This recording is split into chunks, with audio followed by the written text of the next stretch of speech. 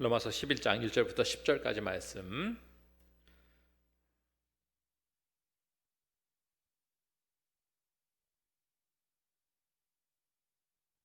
우리 1절부터 11절까지 말씀을 교독하겠습니다. 제가 먼저 1절 말씀을 읽겠습니다.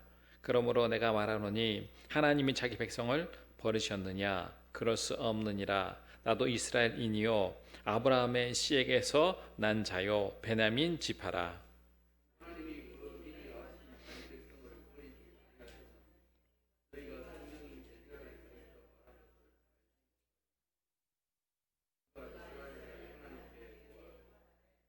주여, 그들이 주의 선지자들을 죽였으며 주의 제단들을 헐어버렸고 나만 남았는데 내 목숨도 찾나이다 하니,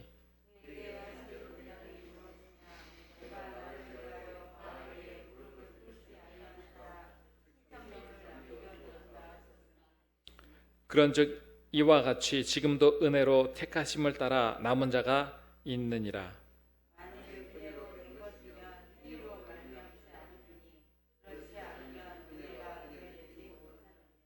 그러한즉 어떠하냐? 이스라엘이 구하는 그것을 얻지 못하고 오직 택하심을 입은 자가 얻었고 그 남은 자들은 우둔하여 졌느니라.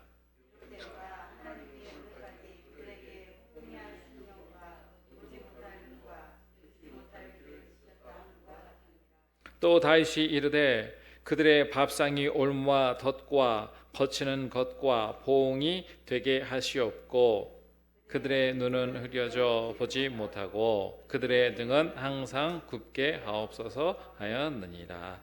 아멘. 사람은 누구나 환영받기를 원합니다. 사람은 누구나 좋은 사람에게 선택받기를 원합니다. 선택받지 못하고 환영받지 못한 사람은 행복할 수가 없습니다. 어디든지 누구에게 선택받고 많은 사람들에게 환영받을 때 사람은 기쁘고 행복합니다. 이스라엘 백성들은 자신이 하나님께 선택받았다는 선민의식이 아주 강했습니다. 나는 하나님께 선택받았기 때문에 나는 당연히 구원을 받았다 생각을 했습니다. 그러면 이스라엘 사람들이 모두 다 선택받고 모두 다 구원을 얻었습니까? 그렇지 않습니다. 선택받은 자들이 따로 있고 구원받은 자가 있고 구원받지 못한 자가 이스라엘 안에도 있었던 것을 우리가 알 수가 있습니다. 왜 이런 일이 벌어졌을까요? 복음이 이스라엘에 먼저 전파되었습니다. 근데 많은 이스라엘 사람들이 복음을 믿지 않았습니다. 마음을 열지 않았습니다. 그럼 왜 그들이 복음을 믿지 않고 왜 마음이 열리지 않았을까요? 그들은 교만하고 완고했기 때문입니다. 예수 그리스도를 믿고 예수 그리스도께 나와야 하는데 그들은 예수 그리스도보다 그들이 율법을 더 귀하게 여겼습니다. 예수님의 의가 아니라 율법의 의로 구원을 얻으려고 했습니다. 자신은 아브라함의 자손이기 때문에 당연히 구원을 얻는다고 생각했습니다. 그러나 아무리 아브라함의 자손이고 아무리 그들에게 율법이 있다 할지라도 예수를 믿지 않으면 구원을 얻을 수 없습니다. 구원의 가장 중요한 중심은 예수 그리스도입니다. 그들이 완악해서 예수님을 끝까지 받아들이지 아니했고 예수님을 심지어 핍박하고 십자가에 못 박기까지 하였습니다. 그러나 그럼에도 불구하고 예수님을 영접하고 예수님을 믿었던 자들은 이스라엘 사람 중에 구원을 얻었고 하나님의 자녀가 되는 놀라운 축복을 얻게 되었습니다. 그러므로 예수 믿는 것만이 그들의 구원임을 우리가 알 수 있습니다. 여기에 대해서 사도 바울은 이스라엘 사람들이 모두 구원을 받지 못한 것이 아니고 이스라엘 사람 중에 구원받는 자가 있다는 것을 분명하게 말씀하고 있습니다. 그 예로 누굴 들었냐면 자신을 들었습니다. 여러분 사도 바울이 어떤 자였습니까? 아브라함의 시조, 이스라엘 민족이었습니다. 처음엔 예수님을 핍박하고 박해했던 사람이었습니다. 근데 다메섹에서 예수님을 만나고 그가 예수님을 전한 자로 변화되었습니다. 이 사도 바울을 통해서 하나님께서 이스라엘 백성들이 모두 구원받지 못한 것이 아니라 이스라엘 백성들이 구원받았다는 것을 반증해주고 있습니다. 우리 1절 말씀을 함께 읽어보도록 하겠습니다. 그러므로 내가 말하노니 하나님이 자기 백성을 버리셨느냐? 그럴 수 없느니라. 나도 이스라엘인이요 아브라함의 씨에서 난 자요 베냐민 지파라. 그렇습니다. 사도 바울도 이스라엘 사람이었습니다. 그 중에 또 베냐민 지파 뭐예요? 왕족이라는 거죠. 사울이 베냐민 사람이었는데 그 처음 왕족을 이었던 씨였다는 것을 분명하게 말씀해주고 있습니다. 그러므로 자신도 구원받았기 때문에 이스라엘 사람이라고 해서 구원받지 못하는 것이 아니다, 이렇게 말씀하고 있습니다.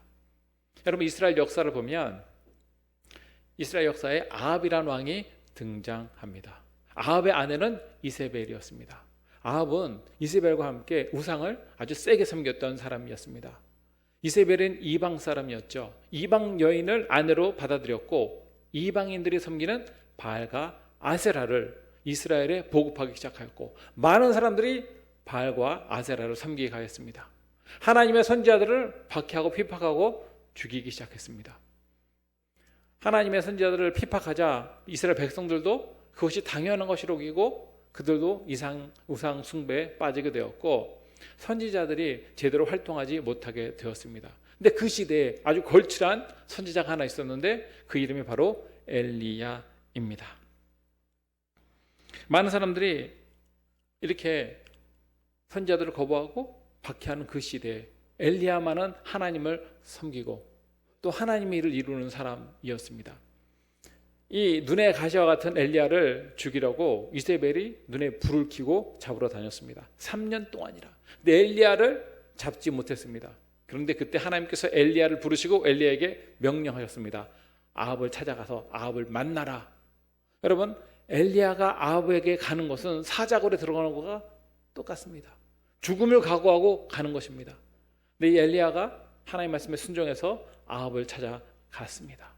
아합을 찾아가서 아합을 만났는데 아합이 엘리야를 보자 뭐라고 얘기한 줄 아십니까? 이 땅에 3년 동안 기근이 있었는데 이 땅에 기근이 든 이유 다 누구 때문이라는 거예요? 엘리야 너 때문이다, 그렇게 얘기를 했습니다. 근데 여러분, 엘리야 때문에 이 땅에 기근이 들었습니까? 아니면 우상을 섬기는 우상 숭배자들 때문에 이 땅에 기근이 생겼습니까? 그들 때문에 그런 거예요. 어떻게 보면 우상을 섬기도록 전파했던 아합과 아사랴의 책임이 제일 많은 거죠. 그럼에도 불구하고 그들은 엘리야 때문에 이런 일이 벌어졌다, 이렇게 이야기를 했습니다. 그러자 이 엘리야가 너무너무 답답했습니다. 그러면 누가 정말 참신인지 한번 보자, 이렇게 얘기를 했습니다. 근데 실제로 아합은요, 그 아내를 따라서 바알과 아세라를 섬겼지만 그 아버지 누굽니까? 오므리 왕이죠. 오므리도요 실제로 우상을 굉장히 세게 섬겼던 사람이었습니다. 오므리 때 어떻게 했습니까? 송아지를 금으로 만들어서 그 송아지를 신으로 섬겼고 부전자전이라고 그 아들은 송아지를 우상으로 섬기지는 않았지만 바알과 아세라를 우상으로 섬겼습니다. 이렇게 우상을 계속 대대로 섬겼던 그 시대에 이 엘리야는 하나님을 섬겼고 또 하나님을 경외했기 때문에 그렇다면 누가 정말 참 신이고 누가 정말 이스라엘의 가장 합당한 신인지 우리가 가려보자, 이렇게 얘기를 해서 대결을 하기 시작했습니다. 그래서 850대 1에 전투가 벌어지기 시작했습니다. 바알의 그 우상을 섬기는 선지자들, 거짓 선지자들, 이 제사장이 450명, 아세라를 섬기는 이 선지자들이 400명 모여서 850명과 이 하나님을 섬기는 선지자 한 사람 엘리야와 결투를 하게 되었습니다. 결투의 방식은 제사로 결투를 하게 되었습니다. 먼저 제단을 쌓고 그 위에 제물을 놓고 불을 붙이는 것이 아니라 자기의 신을 불러서 이 제단이 불살라지는 것으로 승부를 겨루자, 이렇게 얘기를 했습니다. 그 얘기를 듣고 이 아합이 좋다, 그럼 우리 한번 해보자 해가지고 결투를 벌이게 됐는데 결투한 장소가 바로 갈멜산이었습니다. 그때 이 아합의 이 시주를 받은 이 거짓 선지자들이 모였죠.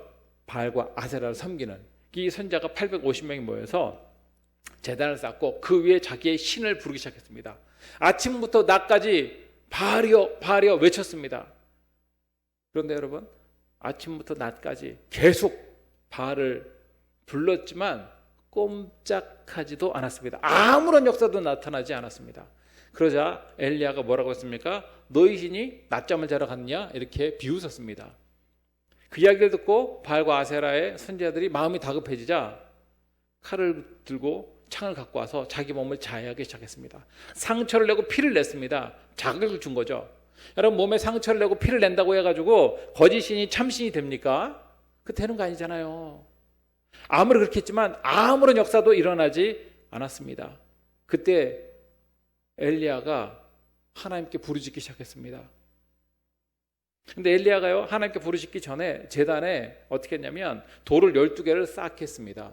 그다음 그 위에 나무를 놓고 그 위에 송아지 2마리를 얹어 놓았습니다. 번제물로. 그뿐만 아닙니다. 거기다 물을 12통이나 붓게 했습니다. 완전히 적게 된 거죠. 근데 그 상태에서 엘리야가 하나님을 부르짖었는데 어떤 하나님을 부르짖었습니까? 성경에 보면 아브라함의 하나님, 이삭의 하나님, 이스라엘의 하나님, 역사하여. 그 하나님, 언약의 하나님께 부르짖었습니다. 그러자 하나님께서 불을 내려서 거기 있는 짐승뿐만 아니라 나무와 돌까지도 또 거기 있는 물 모든 것까지 싹 다 불로 태워서 아무것도 없게 소멸시켜 버리셨습니다. 그러자 그것을 보고 있던 백성들은 어떻게 했습니까? 여호와가 하나님이시다. 여호와가 하나님이시다. 부르짖을 수밖에 없게 되었습니다. 여러분, 우리 하나님이 참신이십니다. 역사하시는 하나님. 엘리야는요, 여기서 끝내지 않았습니다. 바알과 아세라를 섬기는 그 선지자들 모두 잡아서 기손 시냇강으로 데리고 가서 어떻게 했습니까? 다 목을 쳐서 죽게 했습니다. 근데 여러분, 이렇게 하나님의 역사를 경험했다면 아합도 그렇고 이세벨도 그렇고 어떻게 합니까? 아, 그래, 하나님이 참신이구나. 이제부터 바알과 아세라가 아니라 하나님을 믿어야겠구나. 그렇게 해야 되는데 그렇게 했습니까? 그렇게 하지 않고 군대를 풀어서 엘리야를 잡아오라고 했습니다. 엘리야는 그들의 손에 죽게 되었는데 엘리야가 광야로 도망쳤습니다. 광야로 도망치는데 너무 힘들고 너무 피곤해가지고 거기서 하나님께 부르짖었습니다. 로뎀나무 밑에서 하나님, 이제 조카원이 나를 데려가달라고, 내 생명 걷어가달라고 부르짖고 거기서 너무너무 힘들고 피곤해서 쓰러져 누웠습니다. 근데 그때 하나님께서 어떻게 하셨어요? 천사를 보내주셔서 엘리야를 어루만져 주셨습니다. 까마귀를 또 보내주셔서 떡을 주시고 물을 주시고 다시 힘을 얻게 하셨습니다. 엘리야가 하나님의 그 천사를 통해서 어루만짐을 받고 치료되고 회복되고 물을 먹고 떡을 먹고 힘을 얻고 원기를 얻어서 성경에 보면 어디를 향해 갔습니까? 호렙산을 향해 갔습니다. 성경에 보면 40주야를 쉬지 않고 뛰어갔다고 얘기했어요. 여러분, 40주야를 쉬지 않고 뛰어갈 수 있습니까? 인간의 힘으로? 이게 누구의 힘이라는 거예요? 하나님의 힘이라는 거예요. 하나님의 힘. 물론 하나님께서 떡도 공급해주고 물도 공급해줬는데 떡과 물을 주신 그 힘이 아니에요. 그걸 갖고 영양분은 조금 보충할 수 있었겠지만 진정한 힘은 누구에게서 나오는 거예요? 하나님으로부터 나오는 거예요. 하나님으로부터. 그 하나님으로부터 힘을 얻고 엘리야가 달려가기 시작했습니다. 호렙에서 하나님을 만났습니다. 하나님을 만났을 때 엘리야가 얼마나 답답했는지, 하나님, 저 혼자만 하나님을 섬기는 것 같습니다. 저 혼자만 살아남았습니다. 그렇게 고백했습니다. 그때 하나님께서 엘리야에게 뭐라고 말씀하셨습니까? 너가 알지 못하지만 바알에게 무릎 꿇지 않고 바알에게 입맞추지 않은 7,000명의 사람을 내가 남겨두었다. 이렇게 말씀하셨어요. 여러분, 그렇습니다. 이 세상에 보면 하나님을 제대로 섬기는 사람이 없는 것 같고 타락한 것 같고 이 세상이 어두운 것 같지만 하나님은요, 반드시 하나님을 경외하고 하나님을 따르는 남겨둔 자를 분명히 허락하십니다. 그러니까 남겨둔 자가 있다는 거예요. 남겨둔 자가. 그러면 하나님은요, 이 남겨둔 자를 통해서 역사하십니다. 숫자는 어떻게 보면 큰 숫자가 아니에요. 이스라엘 전체에 봤을 때 7,000명이 얼마나 됩니까? 이스라엘 전체로 봤을 때 7,000명은 많지 않지만 그럼에도 불구하고 그들을 통해서 하나님께서 새로운 소망을 이루시고 역사하시고 새로운 하나님의 능력을 나타내시는 것을 우리가 알 수가 있습니다. 그러므로 하나님은요, 이스라엘 백성 중에 모든 자를 구원하는 것이 아니라 남겨둔 자를 통해서 역사하십니다. 남겨둔 자가 어떤 자입니까? 바로 그들이 알고 알고 하나님께서 찾으시는 그 하나님의 백성임을 우리가 알 수가 있습니다. 하나님은 이렇게 숫자를 통해서 역사하시는 것이 아니라 작은 수이지만 하나님을 경외하는 자를 통해서 역사하시는 것을 우리가 알 수가 있습니다. 만약에 하나님께서 숫자를 통해서 역사하시는 분이라면 7,000명을 남겨두겠습니까? 7억 명을 남겨두겠습니까? 실형명을 남겨두겠죠. 하나님은 하나님을 경외한 순수한 자를 굉장히 귀하게 여기시는 것을 우리가 알 수가 있습니다. 여러분, 물이 많다고 해가지고 그 물을 다 먹을 수 있는 것이 아니에요. 오염된 물은 아무리 많이 써도 소용이 없습니다. 오염된 물 1만 톤이 있고 생수가 한 통 있으면 여러분 어느 걸 선택하시겠습니까? 생수를 선택하지 썩은 1만 톤의 물을 먹을 사람은 없습니다. 하나님도 마찬가지입니다. 아무리 숫자가 많아도 그렇지 하나님을 경외하지 않는 자를 통해서 역사하시는 분이 아니라 적은 숫자 7,000명이지만 생수와 같은 자를 통해서 역사하신 분이 하나님이세요. 하나님께서는 전투할 때도 숫자를 통해서 역사하십니까? 아니면 하나님을 따르고 순종하는 자를 통해서 역사하십니까? 하나님을 따르고 순종하는 자를 통해 역사하시는 것을 우리가 알 수가 있습니다. 여러분, 미디안과 기도인이 전쟁을 벌였습니다. 미디안의 군사는 정예병이었어요. 13만 5천 명. 그들과 싸우겠다고 했었던 이스라엘 군사는 3만 2천 명이었습니다. 여러분, 13만 5천, 3만 2천, 10,000명 이상 차이가 나지 않습니까?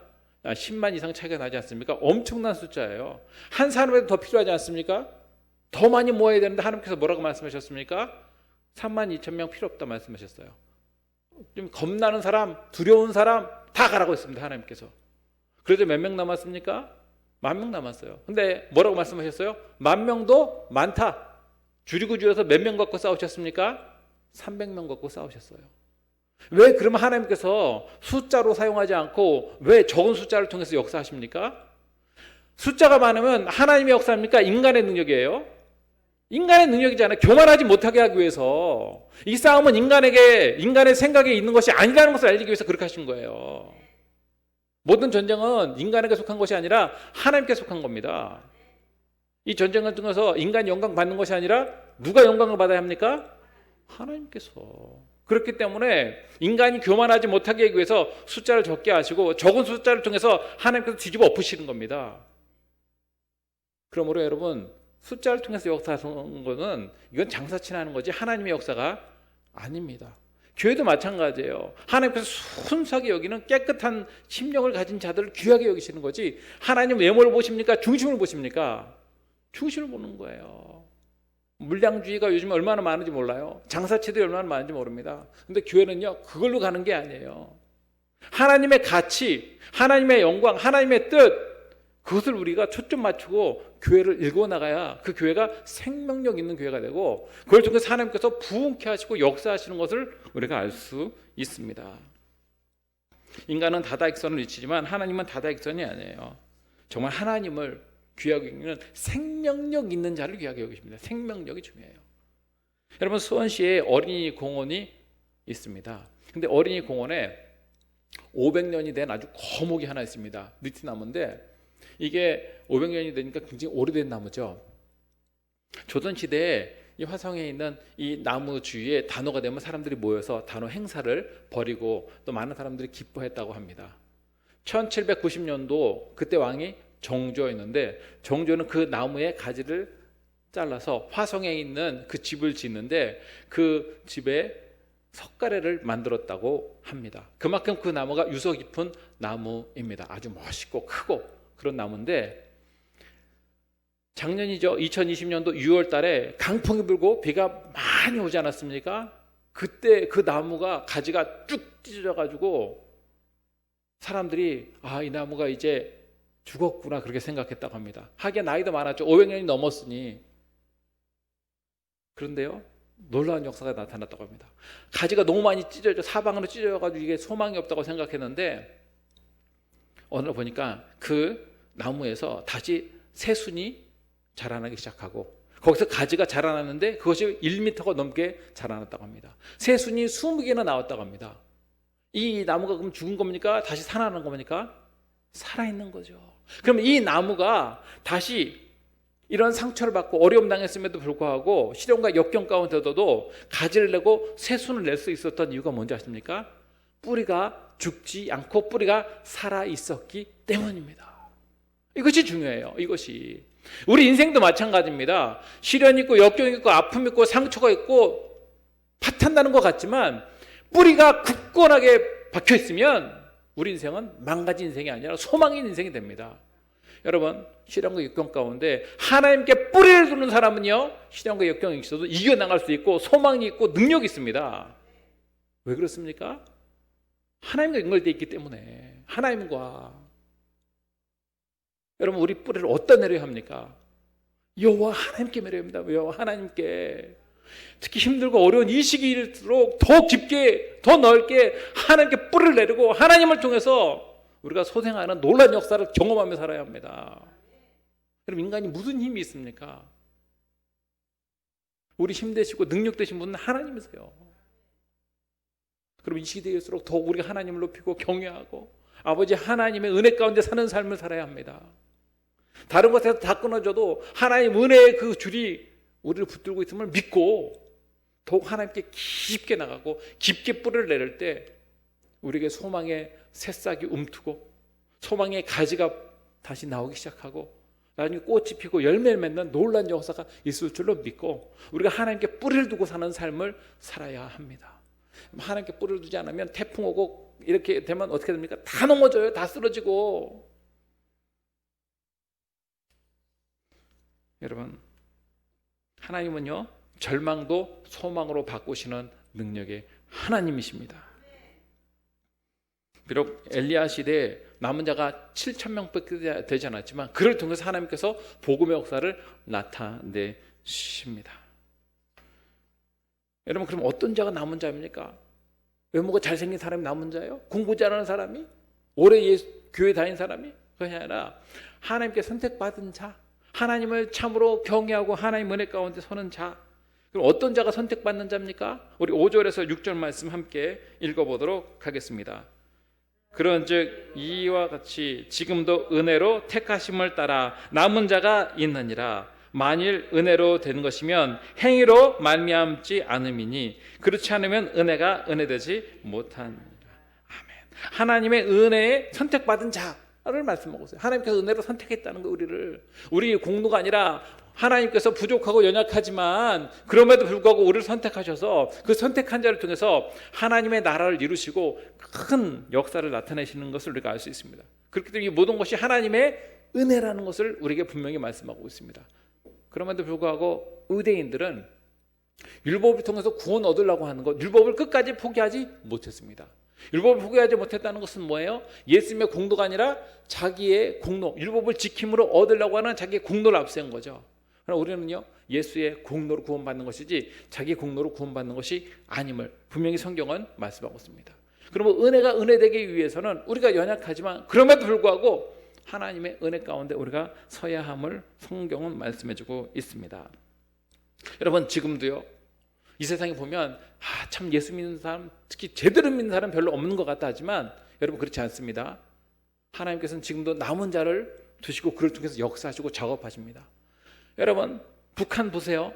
북한에 다 공산주의제로 다 물들어서 예수 믿는 사람이 없는 것 같지만 지금도 지하교회 예수 믿는 사람이 있습니까, 없습니까? 있어요. 하나님께서 북한에도 남은 자를 두시는 거예요. 이스라엘에도 그렇고 중동지방 다 모슬림주의로 빠진 것 같지만 중동지방에도요, 남은 자들이 있을까요, 없을까요? 있어요. 세상에 소망이 없는 것 같지만 모든 것이 얻은 것 같지만 하나님은요, 소망을 꺾는 분이 아니십니다.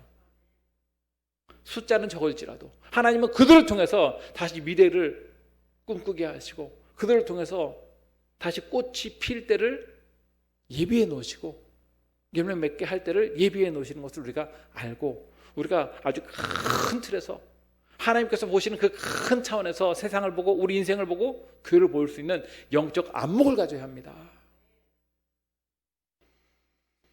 하나님은요, 우리에게 소망을 꺾는 분이 아니십니다.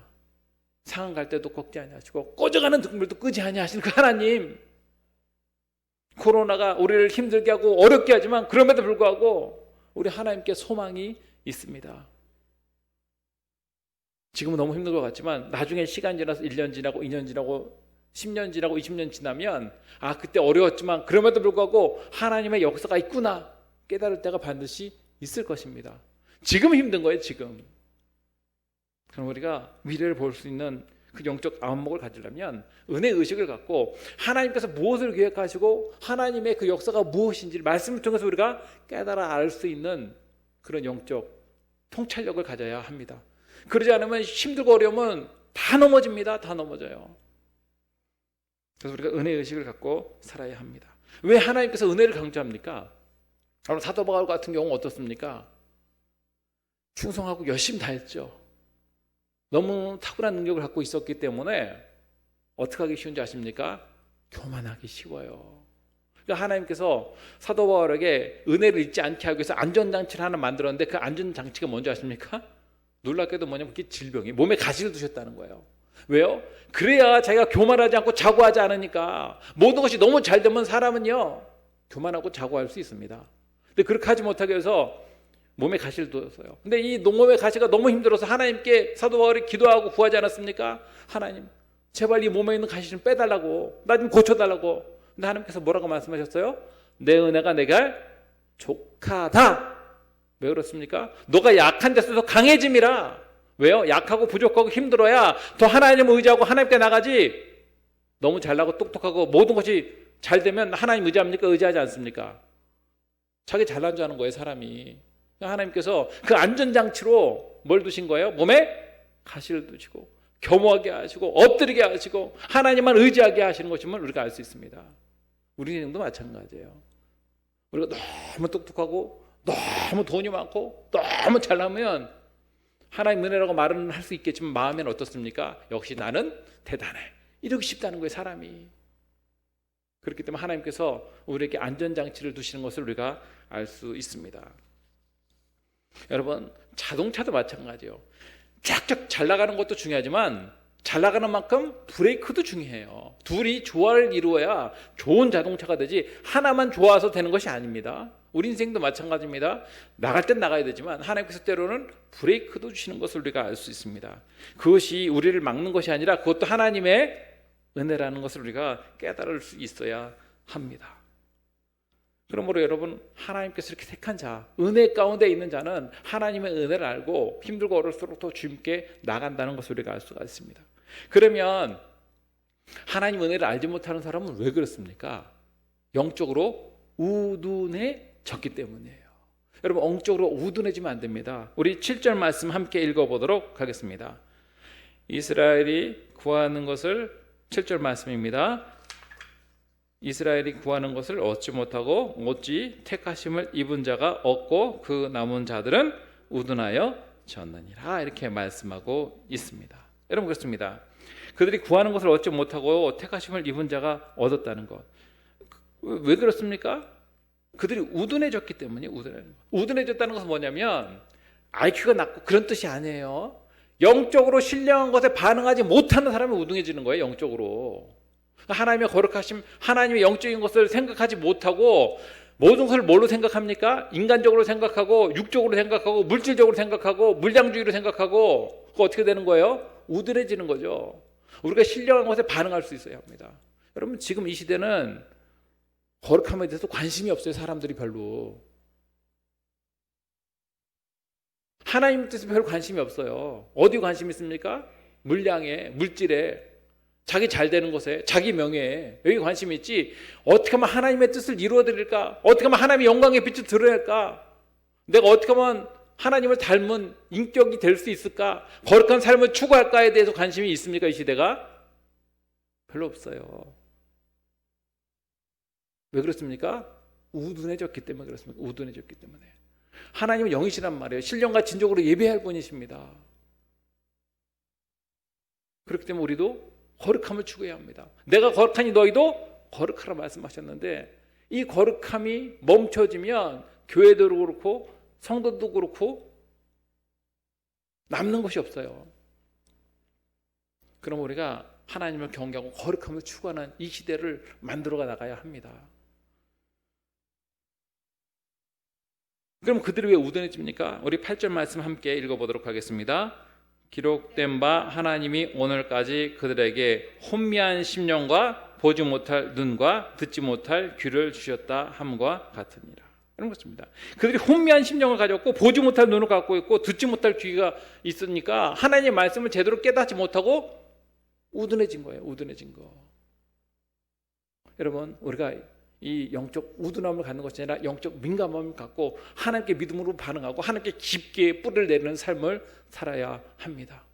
우리 가치관이요, 세상적 가치관이 아니라 하나님의 말씀적인 가치관을 갖고 우리가 인생을 살아야 합니다.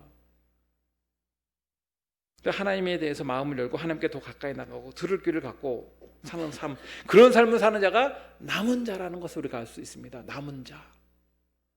오늘 하나님께서는요, 소수일지 모르겠지만 그를 통해서 큰 역사를 이루십니다. 자, 보세요. 하나님께서 아브라함의 자손은 하늘의 별과 같이 바다의 모래같이 많이 주신다고 말씀하셨는데 몇 명 줬습니까? 선택받은 자는 하나, 이삭밖에 없었습니다. 하나 갖고 여러분 실망할 필요가 있을까요? 없을까요?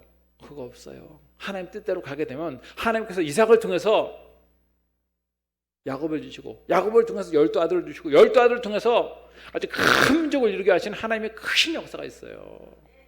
그럼 우리가 단거리 보지 말고 멀리 바라보고 하나님께 뿌리를 내리고 우리가 바르게 서는 것이 중요하다는 것을 우리가 알 수 있습니다. 그럼 여러분, 세상적 가치관이 아니라 하나님의 성경적 가치관으로 우리가 한 해를 살아야 합니다. 하나님께 더 깊게 뿌리를 내리고 인생을 살아야 합니다. 그래서 하나님으로부터 이 영적인 은혜와 능력과 힘을 공급받고 늘 우리가 힘 있는 삶을 살아야 합니다. 시간이 오래 걸린다 할지라도 여러분, 모든 것은 과정이 있게 마련이에요. 다시 상처가 치료되고 다시 꽃이 피고 꽃이 핀 이후에 열매를 맺게 되는 것이지 한 번에 열매 맺고 한 번에 치료되고 한 번에 되는 것이 아니에요. 그러나 그럼에도 불구하고 우리가 하나님께 뿌리를 깊게 내린다면 코로나19가 아니라 이거보다 더 큰 어려움과 환난이 있을지라도 하나님께서 그들을 통해서 다시 회복하게 하시고 능하게 하시고 하나님의 영광을 드러낼 때가 있습니다.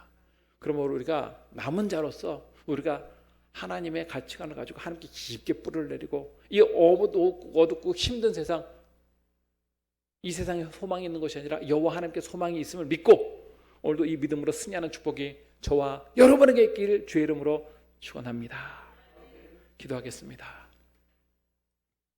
거룩하신 하나님 아버지, 참으로 다사다난했던 2020년대 지나가고 또 새로운 한 해를 우리에게 허락하여 주심에 감사드립니다.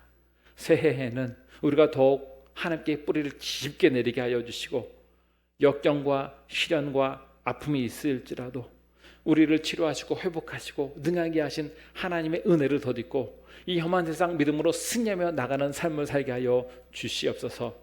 세상에 허탄한 것에 마음 두지 않게 하여 주시고 세상인 거 바라봄으로 한탄하는 인생이 아니라 하나님의 영광을 바라보시고 오늘도 역사하시고 오늘도 능하게 하시며 새로운 소망을 주시는 하나님께 더 가까이 나가는 인생을 살 수 있도록 우리 가운데 함께 하여 주셔서 2021년도에는 이 어려움을 극복하고 꽃을 피우고 열매를 맺는 복된 성도, 복된 교회 될 수 있도록 능력으로 함께하여 주시옵소서. 어떤 상황에서도 하나님의 사랑에서 끊을 수 없음을 우리가 기억하고 주님께 더 가까이 나가는 복된 인생 삶으로 인해서 아버지 하나님께 영광 돌리게 하여 주시고 또 하나님의 크신 은혜와 능력을 충만하게 경험하며 이 세상의 가치관이 아니라 하나님 나라의 가치관으로 사는 복된 인생 살 수 있도록 우리 가운데 임하여 주시옵소서. 모든 것 주문 탁하오며 걸어가신 예수님의 이름으로 기도하였사옵나이다.